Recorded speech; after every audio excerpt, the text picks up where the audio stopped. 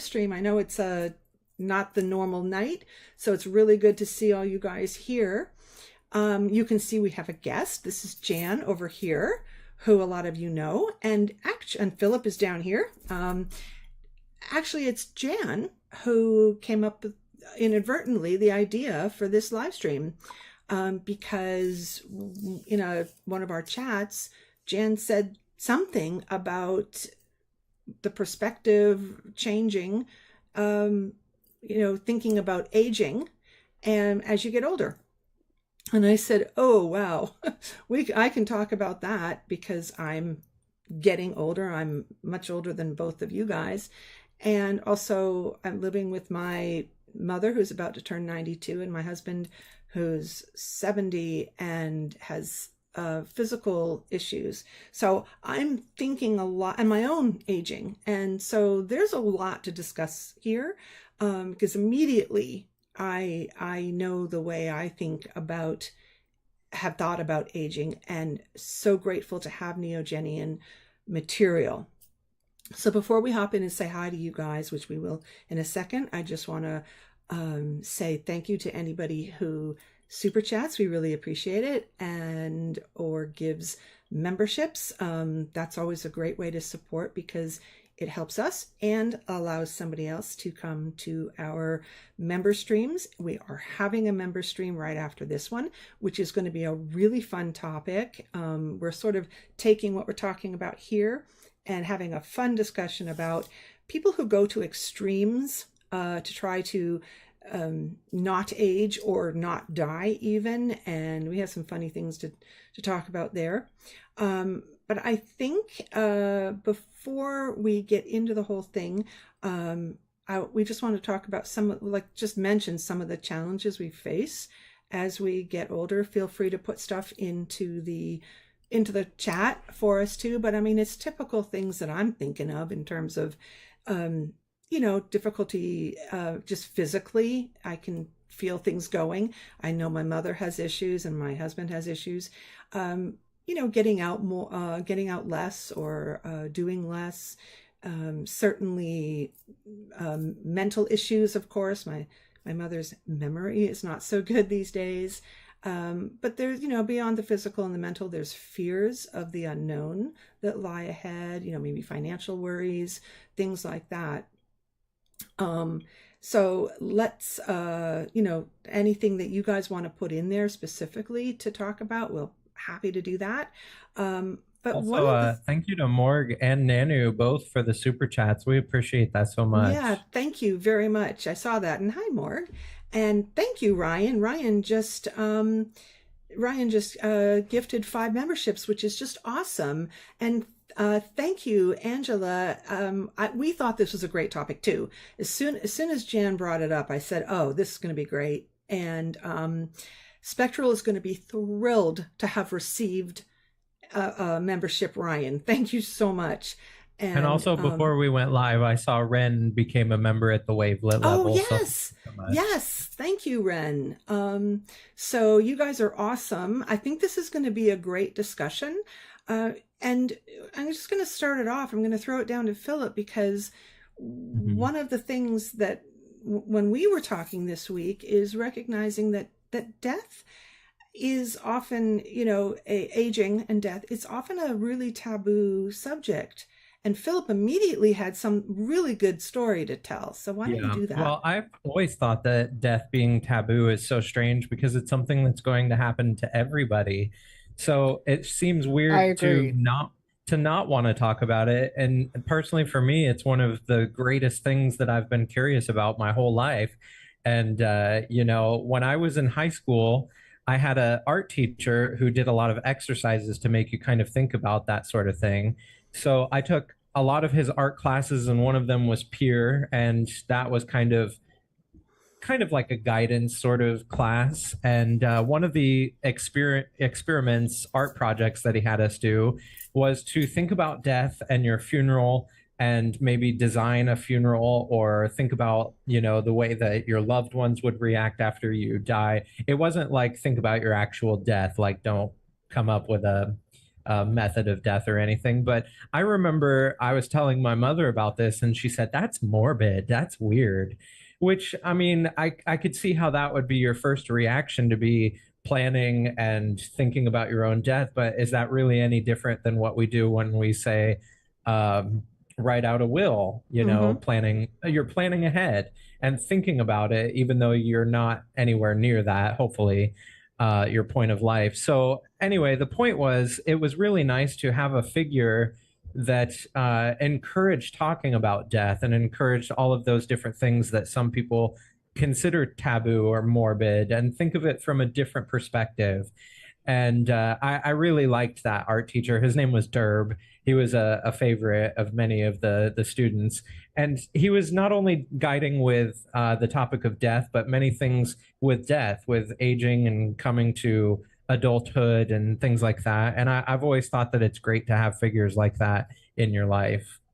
But one other thing I was going to add was, the greatest thing that he did with that is normalize the conversation. He made it something that it wasn't weird to bring up. He was kind of one of those guys. I don't know if either of you two ever had this, where he would say, you know, if you ever needed to come talk to me about anything, it was great to have that kind of role model. Yeah. Yeah, I've had a couple teachers like that in my public school experience. But in terms of normalizing the conversation, that goes back to thinking, like, I've always thought of death as the returning to meet an old friend, like somebody that you will meet again someday. You know, we all experience death at the end of this localization. And we wanted to talk about that partly because of Jan's idea and talking about aging, but also at viewing all of this through the lens of the Neogenian system, which is what we talk about at this channel, particularly about living as a Neogenian. And that can involve aging, losing loved ones, you know, dealing with all of the things that have to do with the span of life and approaching death. Yeah, it's really a matter of, what does being Neogenian and having this knowledge do to your perspective? How does it impact your perspective on aging and dying? So I think this is going to be really interesting. I'm glad that Jan had brought it up, because I mean, when I'm talking to you guys, I will almost always throw something in there that relates to this, because that's what I'm living right now. And all of those, you know, fears and all the concerns, all of the issues that you have to deal with. I just want to And stop and it's kind of interesting that all three of us are on the same page with death now, because I mentioned it earlier today, I think, but I came from a different perspective of death than maybe you did or Jan did, because I mean, Jan was also religious, but I grew up Christian, so I was terrified of hell, or, you know, thinking about heaven and thinking about death in a different perspective than I do now, with understanding that I am eternal and having the Neogenian lens on that.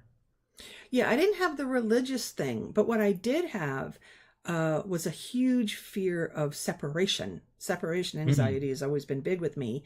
So death is like the final separation, it felt like, um, when I was young and I didn't have this information.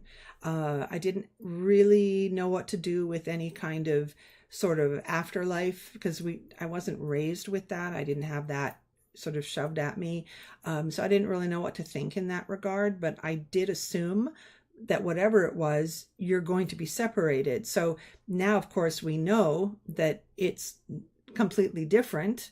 Well, for one thing, there you don't just have this one lifetime in this particular avatar ego combination.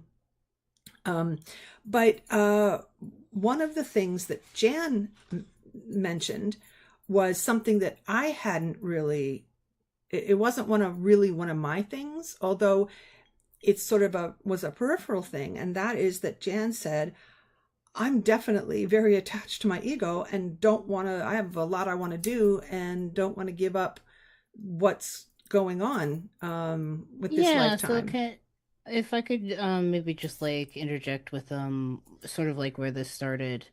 Um, so I kind of have like this sort of like two-part process, where the first point where I was had in my life where I was thinking about death and dying was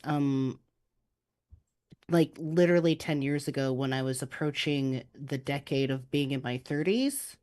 And a lot of that experience is what prompted me to do some searching and seeking, and I ended up finding the Neogenian system. Fast forward to 10 years later, and I'm kind of proud. I just got to give a shout out. Like, I've been involved with this stuff for like, I'm approaching 10 years now. Not quite. I think literally like 2026, because I think it was about 2016, 2017. So I'm getting close to like the 10-year mark. But, with what I've learned so far, I'm kind of approaching this a similar challenge where it's like I'm approaching becoming like 40, like I'm near the decade of being 40s, and I'm just like, gee, well, this avatar is only gonna last so long, it's not getting any younger. Like, what do I do in my older age with the knowledge I've got? And I have a little bit more to add to that, Susan. You mentioned separation anxiety. I think a lot of the reasons why I am genuinely afraid to die at this moment, and it is like very ego oriented, is that a big part of my ego now is that it has had this journey of learning so much, and I'm really concerned to be separated from what I've learned in this lifetime, because even though I know I'm not going to like cease to exist, I'm going to continue. And if I have a chance to choose another lifetime, bet your ass I'm coming back. Um, I'm so weary about like how much info I can take into the next life. And if I can, like, what would that process be like? Would it be like an intuitive, spiritual kind of like experience? Like, would I literally be like 2 years old and be like, oh yeah, I remember, I was Jan, like, so it's kind of like a different way of being afraid of death versus the way I was afraid of death when I grew up religiously. Because when I grew up under the Mormon ideology, I was terrified of the concept of outer darkness, which is kind of like hell, but it's like existing in a void, being aware, but like there's literally nothing around you for eternity. Kind of like worse, where they pinned it as like worse than hell in a way, because at least in hell there's some sort of stimulation going on, even though it's pain and torment. Whereas in outer darkness, it's just like absolutely nothing and completely separate from everything. What's the how do Um, you get to outer darkness again? How who goes there? I think it's the circle that they reserve for the greatest sin of all in their eyes, or at least one of like the worst ones, which is like outright denying God.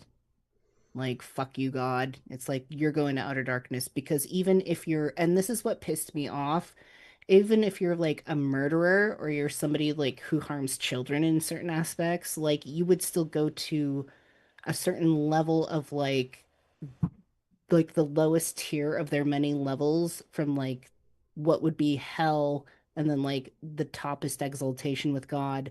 So like outer darkness is outside of that. But even in when you're in the lower status, it's at least some sort of form in the kingdom of God. And people who like murdered or harmed children or something like that, like they would still get into that if they accepted God. But to just like you could be a perfectly like good person and not do anything moralistically like wrong, and if you denied God, it's like no, outer darkness. Yeah, so that's sort of like choosing separation from whatever this entity is Right. that you You're don't choosing to be acknowledge. you're choosing to be separated from this entity or this concept of God, and therefore you are not a part of Yeah. reality. Like, thank you. Go stand in the closet, dark closet for eternity. Yeah, that's what you get. Um there's a lot in there. Certainly those things are absolutely horrible, and we know in with our material that, that's there is no such place. And in fact, Which if you watched Morg's video on Saturday, that talked a lot about the fact that hell. Did you get to see that? Did you get to see the Saturday video? I did not. Okay, it was a Last really good Saturday, one. I think I missed it. That was a really good one. Talking about hell and how it has been, misrepresented and was not in the Bible. So the thing that you are afraid of now, not afraid of, but the things that you are concerned with now, that you no longer have that belief system. It's more, how do you not, I'm just reiterating what you said so that we stay on this topic, so that you're not going to forget all of the knowledge that you learned. You don't want to lose all of this, so when you start your next life, you sort of don't want to start again. Is that correct? Yeah, I think I hold a sense of resentment due to the religious trauma that I have spent a lot of my beginning life under the impression that the structure of like what happens to you when you die is like super horrible. And then when I got into our system, it lightened up a lot. It still has room for like technicalities and logistics, like where, how, like you Mm-hmm. know, but it's still so much more healthier than what I was learning before. So I think when it comes to like my fear of dying, it's not just like wondering, well, how much Neogenian stuff will I remember or forget? I think it's also tied into just like being mad at the fact that I spent so much of my life thinking that the afterlife was like under the strict rule of some cruel creator god, when it's like, man, if I would have learned our system like as a kid, I would have had like a much more richer experience and a better relationship with the concept of death. And that goes into like Felix's thing, like death is one of the things we don't talk about. I always feel like there like there's these two major things that people make it so taboo and ugly to talk about when it's such a big part of our lives. The first one is like sex, and the second one is death. Yep. Those are Like the two two things, like taboos. creation, like and death. Like those are such prominent features of our being here, and yet they are the subjects like we're just like shh, no, like don't talk about it, or if we do talk about it, it's shaped in like a very strict way. You know what else I was just thinking about is even though death is kind of a taboo subject, it pervades almost every aspect of our life, even for people who are still religious. In fact, they wear a totem of death around their neck for their savior being Yeah. sacrificed, Mm-hmm. crucified on the cross, which I always thought was strange anyway, even when I was religious, because they always say Jesus is coming back, the second coming. And I was thinking he wouldn't want to see that and relive that, But Right. I always thought He that would, too. Such a, and Mormons actually, that there's a reason why Mormons don't depict the cross in any of their symbology at all. In fact, yeah. they're against it, is because they believe that it's like having the cross depicts the most negative part of Yeah. his. Yeah. It celebrates his death, where Mormons are Yeah. like, we want to celebrate his life. So they're very like anti-cross because of that. My Yeah. husband had a phrase, and I just kind of, um, I thought it was very astute. Years ago, he said this to me that, well, he was talking about Catholicism, but he said that it's Christianity is a dysfunctional funeral that nobody got over, because That's a very good way of putting it. yeah, because it's not as though Christ died and then you have the funeral and then you move on. That the resurrection, it's like, what do you make of all of this? Like, what do you do about the whole, and died horrifically, although people tend to think, oh, that's got to be the worst way to go, but technically no. I've read about a lot of other things. People can be awful to other people, and there's a lot of other very cruel ways of killing somebody, and yet people are so focused on the passion play, right? That's the whole death of Christ. That's that one. Oh, they romanticize it, I Yeah, feel very like. much, very fixated on it because it's so horrific that they can't let it go. and then, you know, wearing the cross here as a remembrance of that, and then the suffering as a piece of bearing the burden, I feel like. Yeah, and then constantly being told Christ died for you. Imagine, that's why Catholic guilt is such a big thing. It's all and I think suffering and guilt. On one hand, with it being romanticized, and on the other hand, with death being taboo, I think largely in part because people are afraid of the unknown. Now, obviously, that's not us because we have an idea of what's. Well, except for me, because I'm blatantly afraid of not knowing how much Neogenian, like what I've learned, how much I can take into the next lifetime or not, and how I'm going to remember it. I'm afraid of the unknown. Okay, point blank. But those are two kind of separate things, because it's not, a lot of people when they think unknown, it's that they don't know what's going to happen to them, and it's a big mystery. Even though they might have a belief system, it's still like going through some doorway, and it's very dark, and you're still afraid of how it's going to play out. Whereas what you're talking about specifically, it seems, is I don't want to have learned all this in this lifetime and then lose that and have to start over again. I am so deathly afraid of that crap. Yeah. So, you know, there's something, actually, we're reading Cosmogenesis in the Nexus class on Sundays, and put a plug in for that. And not too long ago, we read a section on that, because it's a question people have, which is, if we learn all of this, in every lifetime we learn something, but then we lose it for the next lifetime. And it's like, it becomes part of you. All your previous lifetimes and knowledge are within you. They're just not in your consciousness. They're there. And how did Morg put it in the book? You have access to it. It's sort of like, was it a computer that's just, it's a program that are in the background, they're not being run, but they're still there.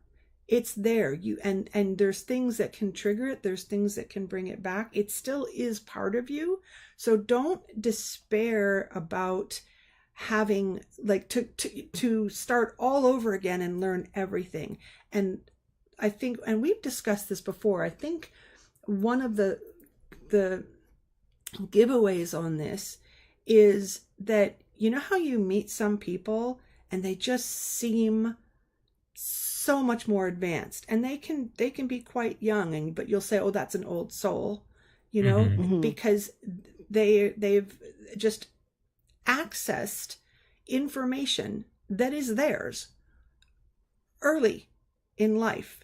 You know that they've learned these things before and they're accessing them. That will happen to you. You don't have to think, oh, I'm going to start again with nothing, just unconsciousness, and then I'll have to get all that back. You contain that. Every zeta, which is what we are, contains all of that.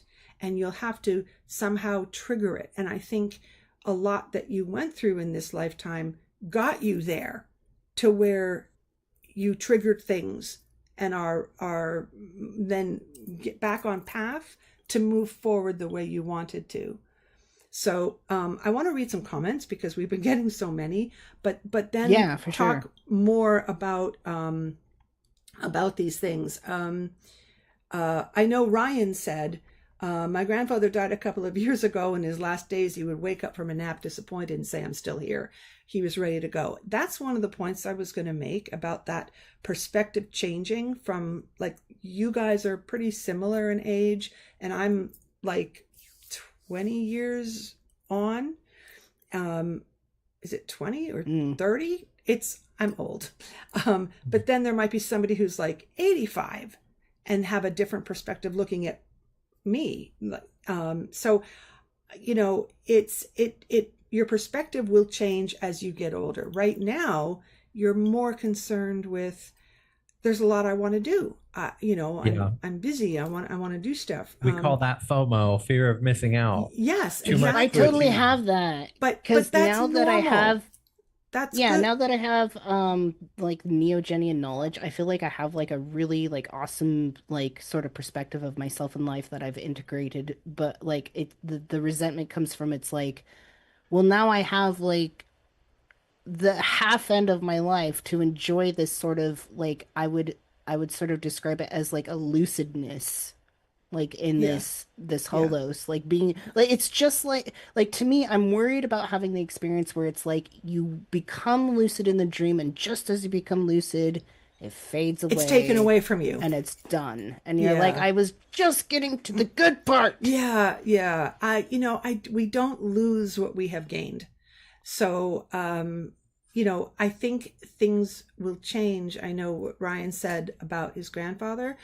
My grandmother was the same way. I think when you've had enough, and Yeah, and you feel ready. and you feel ready, and that's why not everyone, certainly, and I think it depends on where you are in life. And I'm not saying, oh, you're definitely going to get to that point. I know when my dad, he wasn't ready to go. He had a heart thing, but his mind was fine. But he got to that point during the process of trying to get better after this miraculous heart surgery. I don't mean a miracle, but this amazing heart surgery that he had. But it was because he caught pneumonia that he didn't recover properly. But near the end, he was like, "No, that's it. I'm done trying." And then it was like, "That's it," you know. But I also know other people that fought and screamed and didn't want to go. So I think it really depends on where your attitude and where you are. I think it's okay to be either. I, you I know, don't think I don't think a huge marker of being like, we don't really have a concept of being like a perfect Neogenian. I just think a lot of us sort of think in that sense, like yeah, we gotta like get better and better and better. It's like, it's not, I don't, me personally, I don't think it's a huge marker that you're a successful Neogenian if you're perfectly unafraid of dying. I think it's okay to be wary or just like, yeah. like I'm not sure, or I, at least have the grace to have the conversation about that I, and explore why.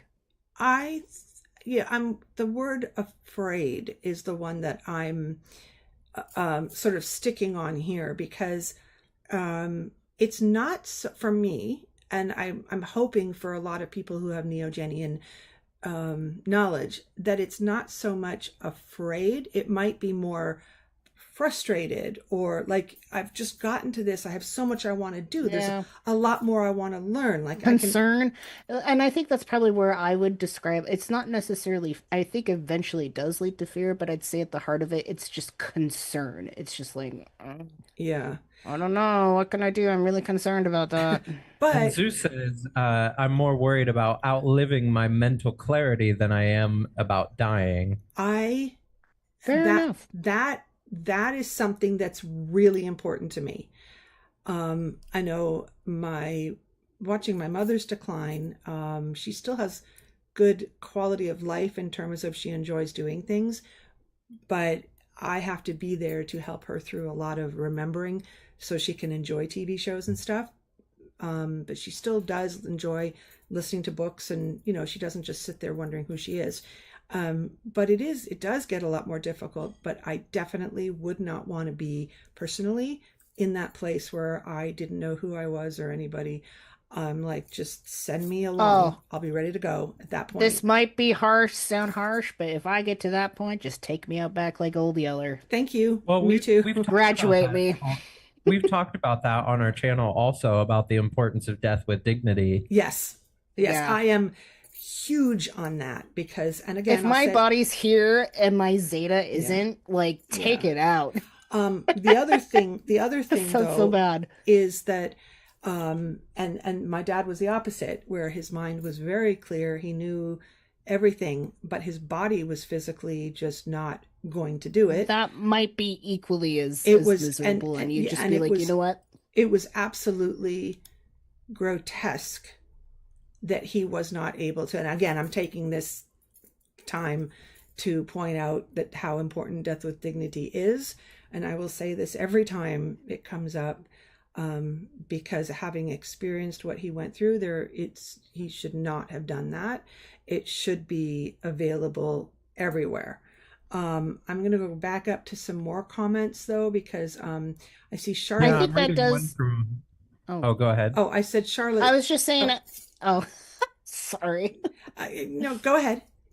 You go ahead. I was just saying, I think this just circles back, like just, when we branch to the subject of death with dignity. I think this circles back to just like the tabooness yes. of talking about death in general. Like there just needs to be more open conversation. I think in Neogenian sort of like the way we sort of set our own norms, within those norms, talking and speaking about death in all capacities should be or will be normalized.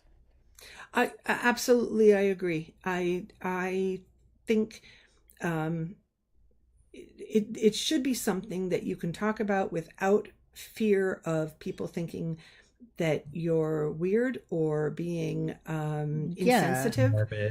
Because when you think about your past lives, or when you think about your potential future lives, like these should be conversations we have, even if they're speculative. And it's not just your own death. I mean, I told you guys the other night that when my dad died, it was very traumatic because he didn't have death with dignity. And I talked to somebody, it was actually my best friend from high school, who did the thing where they're uncomfortable and they just kind of want to be like, oh, but it's good now that it's over, or something like that, which is something you never say to someone who just lost a loved one. And I talked to somebody else who I didn't really know that well. It was a friend of my dad's who had been through it with her husband, and she was complete opposite. And I could tell that she knew what it was like, and she allowed me that space to feel what I was feeling and recognize the importance. So I think as long as it is a taboo and people are uncomfortable about it because they've been taught to be uncomfortable, then that's going to continue the uncomfortableness. And I think the more you open it up to discussion where people can put out everything that they're thinking about it and feeling about it. And I know there's support groups out there for people to be able to do that, but I think it should be something that is not, it's part of life. It, like sex, sex is another one where people have a difficult time talking about it. So we are born because of sex. Yeah. And we're going to die. So I mean, two biggest things we should be having comfortable conversations about. I think that's why I was such a fan of my teacher that I mentioned at the beginning of the stream, because not only did he do that exercise with us about death, but he was also like talking to us about sexual protection and all of those things coming into adulthood. But he also talked to us about dignity, not only for ourselves but for others. He was just a really special kind of guy, a great teacher. And nowadays people would probably attack people like him and call him too woke. But I think there should be definitely more teachers like him. He had us watch movies like American History X and Mississippi Burning and show the different effects of the human condition, like the hate that has been in the world and still is in the world, and also who we should be as people, not only progressing through our life, but thinking about the end of life and our impact on the world. And earlier I also mentioned that death pervades like every aspect of our life. And it's true, because you see it in art and movies. And I remember telling Susan and Jan, like when I was a kid, I was fascinated with like Snow White, when the witch goes down into her dungeon and you see she has skulls on the shelves and things. And I was thinking as a kid, why would somebody want a skull on their shelf, But death definitely does pervade every aspect of life, even in our entertainment. Absolutely. And I think one of the reasons that some people are fascinated with movies, for example, that go into a lot of those themes is because it gives them an outlet to think about it and talk about it.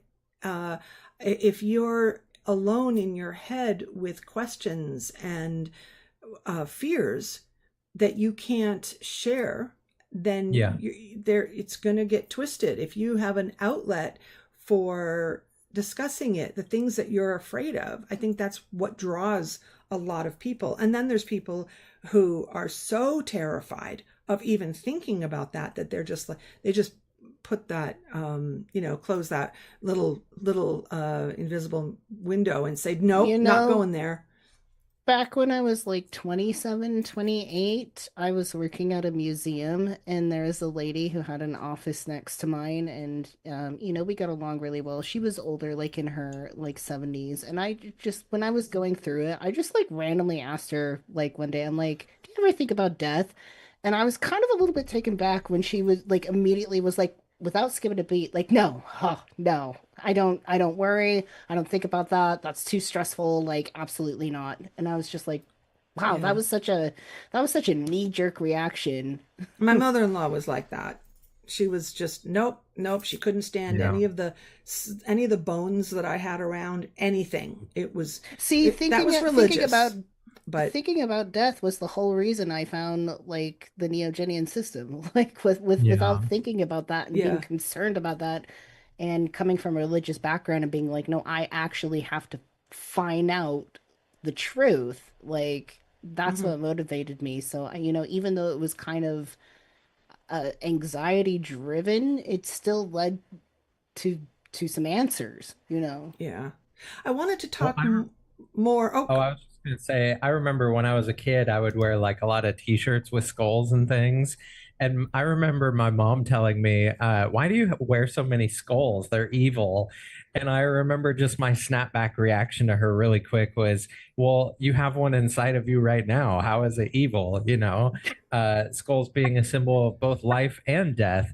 And I think I'm thankful that as a kid, I was so interested in that kind of thing because those kinds of things, because it got me into literature. And I was telling you two the other day, I have a quote that I really love by Hunter S. Thompson, which, just as an aside, Hunter S. Thompson was not a great guy, but he said that when you approach death, you should think of it as peeling in sideways in your car and getting out thoroughly used up, with nothing left, that you're feeling complete, that you've done it all. That's not the exact quote, but I I know always that thought that quote. that quote was very Yeah. interesting. Yeah.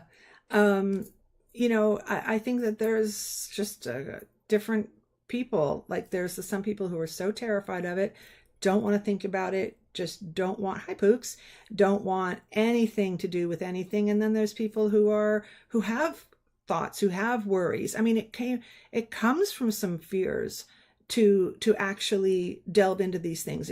People might think that's the opposite, but I think people who have fears, who have questions, are the ones who are drawn to those kinds of things because we wonder about it. Mhm.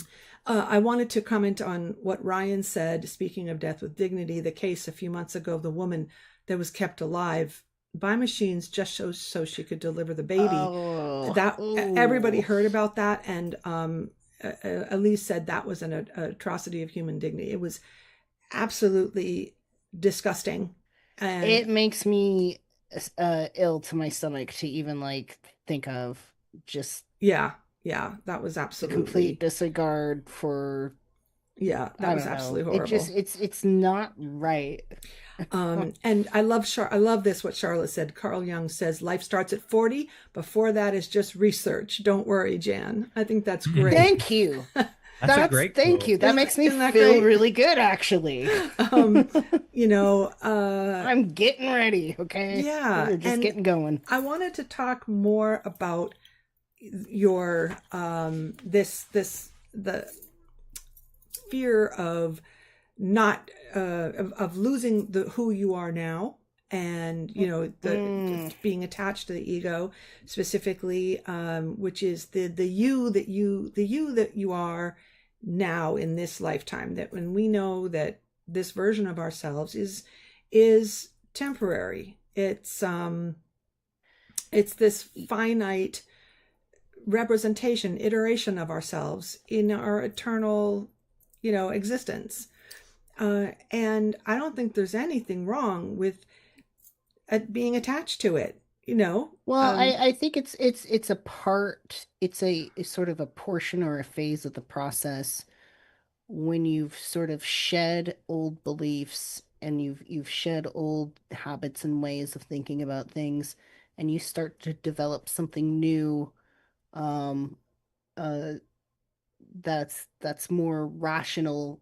You kind of your ego starts to like evolve, and then it's like this rebirthing stage. This is for me, by the way, and it's like, well, now I've just discovered this like awesome new way to be, like, to interact in Holos based on the knowledge I know. Like I said, it's like becoming lucid in a dream. Mm-hmm. It's like living here, like in the Holos. I'm like, oh, like this is a dream. Like I can, like there's so much I could do. Of course, there's some limitations because this is a shared dream. There's certain rules into place, but it's like, well, now I want a bunch of time to like experiment and see what I can do. Um, so I I think a lot of it is just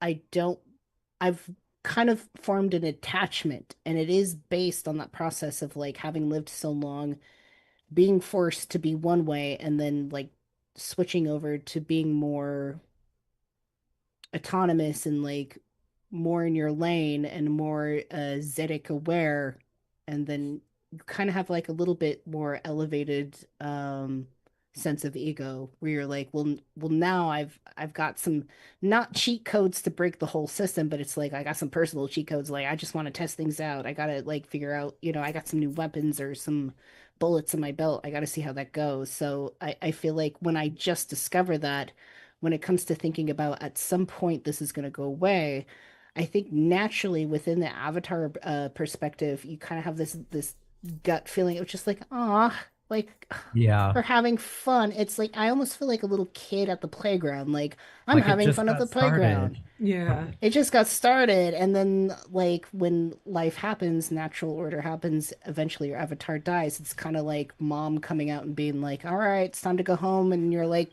"I don't want to leave." You Yeah. know, that's how you feel now, and I think that's really important. I think it'll change You as I age. Yeah, it probably will.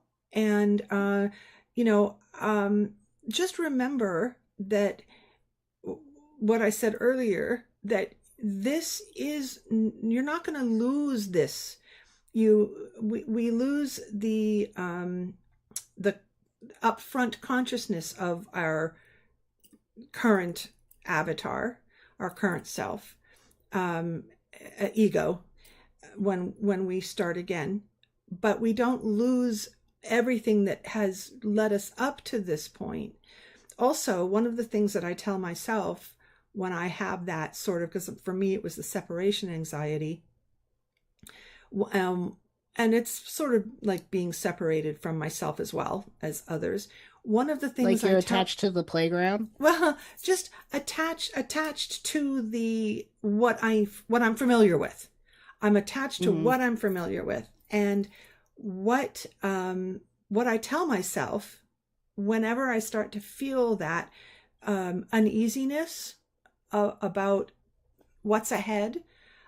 I immediately say, Susan, you've been through this so many Yeah, times, so many times.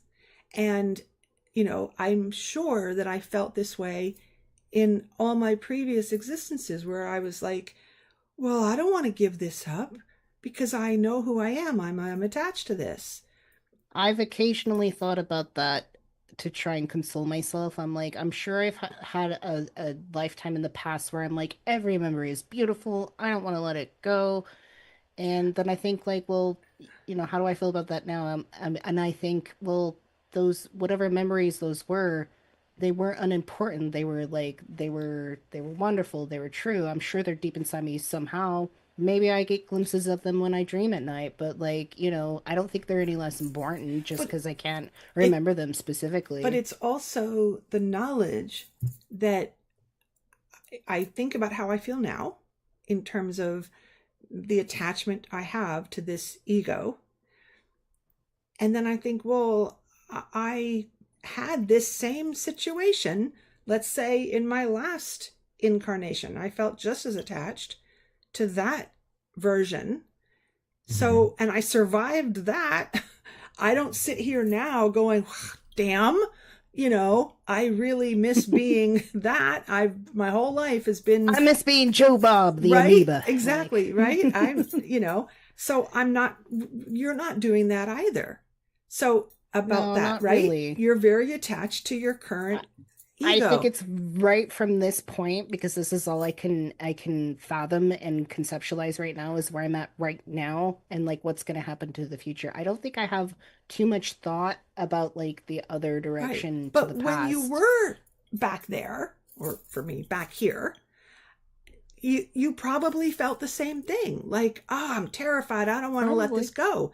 But you're just fine now, not being that. Here I am, So think of it that way. still kicking the can. Remind yourself of that, so that in your next iteration of you're going to be like, oh, I don't want to give this up. Yeah. So it And just there's carries probably a on. lot of different variations of letting go that are important to the overall totality of us as a zeta, not only with letting go of the attachment of the ego self that we have now, but also in terms of other things that contribute to our growth. Like maybe there's different things like maybe addictions, or, overcoming can play a huge role in your growth as an avatar. Some people may overcome addiction or any kind of other thing that you can think of. There's lots of different examples, but letting go can take different forms, is what I'm trying to say. Yeah. That makes sense. But you don't have to start disconnecting yourself from your current self. You don't have to do that at all. It's simply the knowledge, the Neogenian knowledge, is the thing that allows you to not spend time in just sort of huddled in fear. It's like paralyzed with fear, which some people, It's one of my favorite activities. Come on now. in the fetal position. But when you understand existence and you understand what, I'm not trying to by any means sort of minimize the importance of our current, Yeah, no. and not at all, because every single time that we are who we are at the moment is Yeah. that this is the right now, where we're learning and growing and experiencing, that leads us to learn and grow and experience more, and work our way up that little staircase, Yeah. where we're going. So I'm not trying to minimize that at all, that this isn't an important thing. This is every lifetime we have is important. The other thing to remember is that, and I mentioned this before we came on tonight, that having a healthy fear of death, or uneasiness, or whatever you want to call it, is very important. There's a reason for that. We need to have, we don't want to rush into our next life. We want to make sure that we do everything we can to stay here and continue to maximize the potential that we have in this form. I agree. I think my concerns with death, as I feel about them and I perceive them at the moment, I think there are multiple subconscious components to them. Some could be tied to religious trauma, some could be tied to just like where I'm at my age right now. And I think like some of it is kind of like what you're talking about as well. Yeah, Charlotte just said something else good. I just want to read this. I wouldn't be too hard on the feeling of attachment. The brain is fundamentally wired to put safety first.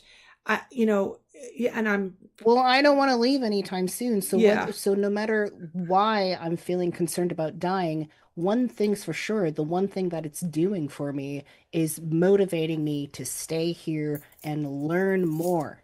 yeah. I mean, that's the point. And I think that's why that's built in to us, because if we didn't have that, we'd have a bad day and we'd be like, oh, I'm done, I'm going to just start again. Restart the game. That would be horrific. We don't want to do that. Don't do that. We don't want to do Stay that. in the game. Do you Stay in the think, game. Yeah. do you think a lot of these thoughts are why a lot of people go into like a midlife crisis? And do you think that's kind of a widespread thing? Because so I'm many in a people, midlife crisis. is that I what feel you like would this is call a it? mid.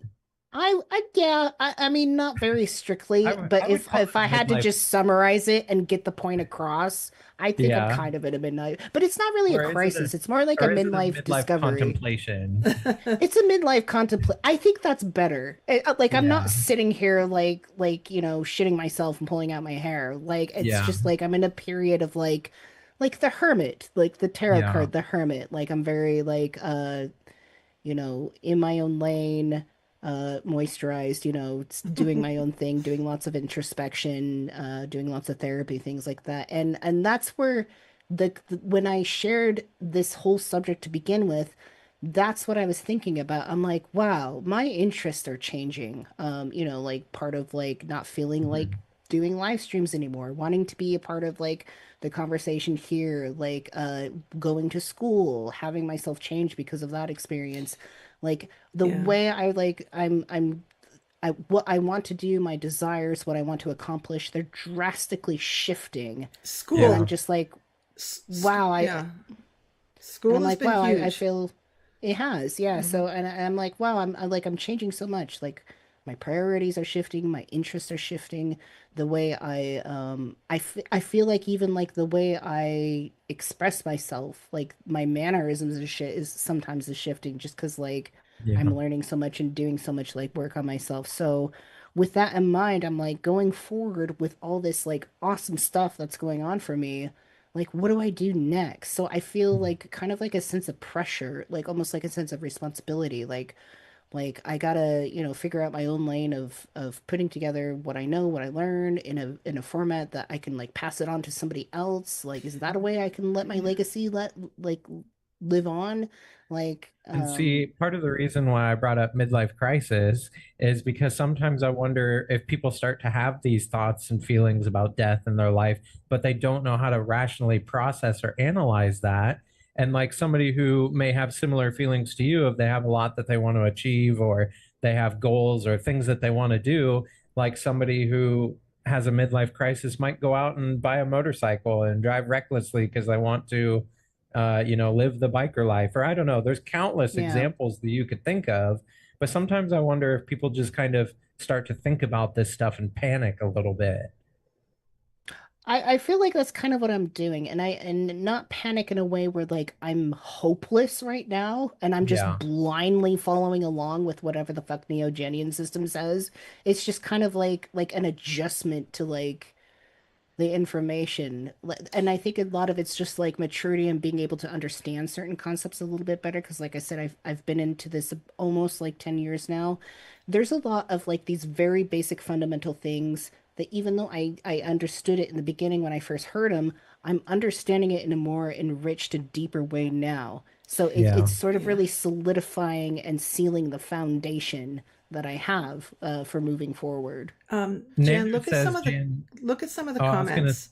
I was gonna say Nanu says Jan, you feel calmer, and Laura says Jan, you are maturing more all the time. And Joanna Oh, said growth thanks. for you. I was reading those as you were talking because you see, I don't see you as you're, at least you're not evidencing a sort of a crisis. What I have noticed in you is a lot of maturity from going to school, and definitely that has impacted how you interact, what your, I think a lot on your focus now. I think maybe the fear is coming from that that now that you're on this track where you can see so much opportunity now and so many things you can do, that you just don't want to lose that. You don't, it's almost like It's true. the fear of death, but you're so far from dying. So It's true. right. And when I had these feelings when I was like 27, 28, and I really do think it's this pattern that I'll probably continue to have. Like when I turn 47, 48, I'll probably have like a similar experience, only in a new way. I Mm-hmm. think it's something with like approaching a new like decade of age. And so I just kind of have like this, oh gee, I'm almost 40 now. Who am I like when I'm 40? So there is like a little bit of a panic, just like, oh, what is that? What is that ego of Jan, 40 years old? Yeah, it's Jan at 40 years old is going to be amazing because you're on this path that is really, I just see you so much more focused, definitely calmer, definitely knowing what you want to do. Thank you, Fashida. Thank you so much for the super chat. Yay. And and Charlotte, again, with the good comments, it's interesting that you bring up the idea of leaving a legacy. I don't have that impulse at all. You know, it's funny because I've thought about that as well, a legacy. I didn't know what I wanted to do, or I was very disjointed when I in liking lots of things and sort of in lots of areas. And it wasn't until the Neogenian material that that's what pulled me together and said, aha, this is the thing. And it almost felt like, you know how you said, you know, I don't want to lose the knowledge I've gained. I felt when I found this that, oh, I found the thing. I have now found the thing that I was looking for after searching through other kind of systems, and nothing really felt satisfying until this. So Ryan said, I just turned 42 and I feel like a synthesis of young and adventurous and old and wise. I think that's great. I think having curiosity at any age, you can get to the point where you didn't think there was anything that would interest you or give you a spark of you know, excitement toward life, and then all of a sudden you get that, and you get that excitement about something. That is what keeps people going. That's the difference. Well, I have a like a comment. I'm sorry if I cut you off. No, go ahead. But you're talking about legacy and just like what would be like the motivation for that. I think for me is because I think like this iteration of myself, I think there's a lot of value there. I think this is like probably like a more important like, and I'm just speculating, probably a more important cornerstone of my other iterations. But it's like for me to leave a legacy before I leave, at least for me personally, as somebody who likes to be artistic and create, I think it would just be like creating a legacy to leave here would be sort of like my greatest piece of art of all, which sort of honors the iteration I am now, and perhaps in a way would sort of give me closure to like move on. Like I gave this ego, this iteration of myself, some honor. Like there's the monolith, like there we go, and now I can move on and let it rest. You know, that's good, but I also think you're going to continue, like we all do, in all of our, as we move in all of our lifetimes. I mean, I'm not going to stop with this lifetime. I certainly hope not. Well, no. You know, Charlotte, I think it was probably around the time that Jan did. I think a little bit before. So I was probably in my early 50s. And you two were the first two that I ever encountered in this system. That's right. That's right. I think it was Jan first, and then I found you, Susan. Yeah. Through Yeah. Jan's Instagram. Yeah. Really? Yeah. Because I found you through Susan. Because I think maybe Susan shared a Yeah. Susan shared a post to me and was like, "Hey, check out this person named Philip." Okay, And I maybe looked it at your was the other profile, way around. Okay, my and I was memory's like, "Wow, going. this person's cool." This, you guys have better memories than I do. My memory is, yeah, for a lot of stuff like this, Who it's knows? so bad. And also, if any of you guys want to, we're having a members only stream right after this one in just a few minutes.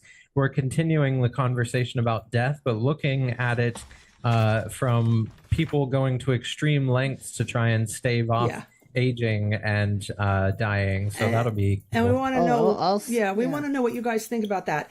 Just real fast before we go, we are thinking of doing live streams. We've always done Saturday at 9 o'clock Eastern time, or 6 p.m. West Coast, on Saturdays whenever we live stream. That's always been our slot.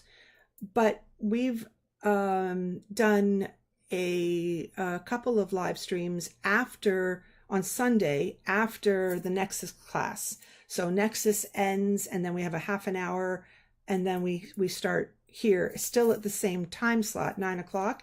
And we're wondering, are you guys okay with Sundays? Can we move from Saturday to Sunday? I like it. You know? Yeah, I said to Susan, it might be better to have one day where we just go a little bit longer rather than like Sunday school and doing it on both days. I'm wondering if I can do Sunday school. Yeah, I can never know. Where am I allowed to do this? Oh, here, can I do a poll? No. What's that? Oh, yes, start a poll. Add, last minute question. Laura says, question, do you think my dread of the unknowns of the next life are connected to my ego? I mean, if I was to answer that question for myself, I'd say yes. But, I think you should be able to have the capacity to answer that for yourself. Okay, everybody answer that live stream. Quick. Oh, it's already going to be pretty much yes. Oh, no, it's going down, going up. I don't know. Oh, it's going up. I like the idea of Sundays. I don't know. It's a long night for us, but what it does is allows us to not have to have 2 nights on both weekend nights. So maybe we'll do that. Is that looking good? Yeah, I think it's looking good. So I think we'll move to Sundays. It's like at 89%. Did everybody vote? Vote. But I think that you guys said it would work for you. Okay, that's wonderful. All right, I think we're going to go out of here. I have to set up the members stream. Look on the YouTube. Is it the post page or the community page? It's one of those things. Post. Jazz hands. And I'll put Zeus, I'm going to put the link in there in a couple seconds. I just have to set the stream. I forgot to do it earlier. So just keep waiting and you'll see the post under post section, and then come on in. We'll be in a few minutes. Okay. This was really good. Thank you for coming, Jan. We really appreciate it. Good idea. No, really good idea for a topic. So, thank you for having me, and thank you for listening to my vulnerable feelings about death. Yeah, well, thank you for sharing. Thank you for sharing. All right. Thank you, everybody, for coming. Thank you, everybody who super chatted. We will see you hi, Kevin. Hi to anybody I missed, by the way. Hi, Halo. I don't know if I said hi to you. We will see you in a few minutes. Okay. Bye, everyone. Bye-bye. Bye. Okay. And